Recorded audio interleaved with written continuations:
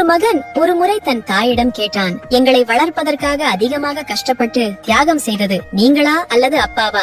அதற்கு தாய், இந்த கேள்வியை நீ என்னிடம் கேட்டிருக்க கூடாது. குழந்தைகளை வளர்ப்பதில் ஒரு தாய்க்கும் தகப்பனுக்கும் எவ்வித கஷ்டமும் இல்லை. இருந்தாலும் சொல்கிறேன், உங்க அப்பா என்னை திருமணம் செய்து கொண்ட போது சொந்த விருப்பங்களுக்கும் நலன்களுக்கும் அதிக முக்கியத்துவம் கொடுத்தவர். நீ பிறந்த பின்னர் தன் விருப்பு வெறுப்புகளை மாற்றி உங்களுக்காக, உங்கள் நலனுக்காக உணவு, உடை, மருந்து மற்றும் உங்கள் கல்விக்கு என பல தேவைகளுக்காக சம்பாதித்தார். நீங்களும் நானும் இந்த குடும்பமும் உன் தந்தையின் வியர்வையில் உருவானவர்கள். மகன் இதே கேள்வியை தன் தந்தையிடம் கேட்டார். அவரின் பதில் வேறு மாதிரி இருந்தது. உங்கள் தாயார் எவ்வளவு தியாகம் செய்தார் என்று எனக்கு தெரியவில்லை. உன்னை வளர்ப்பதற்காக அவள் எவ்வளவு கஷ்டப்பட்டாள் என்று கூட எனக்கு தெரியவில்லை. அவளுடைய பொறுமையும் விடாமுயற்சியும் தான் இந்த குடும்பத்தை இன்று இந்த நிலைக்கு கொண்டு வந்தது. என்னுடைய வருமானத்திற்கு ஏற்ப செலவுகளை செய்தாள். தனக்கு தேவையான எதையும் அவள் இதுவரை என்னிடம் கேட்டதில்லை. உங்களுக்காக தான் என்னுடன் சண்டையிட்டிருக்கிறாள். அவளது தியாகத்தை விட நான் ஒன்றும் பெரிதாக செய்யவில்லை என்றார். மகன் தனது சகோதரர்களிடம் சொன்னான், நம்மை விட இந்த உலகில் அதிர்ஷ்டசாலிகள் யாரும் இருக்க முடியாது.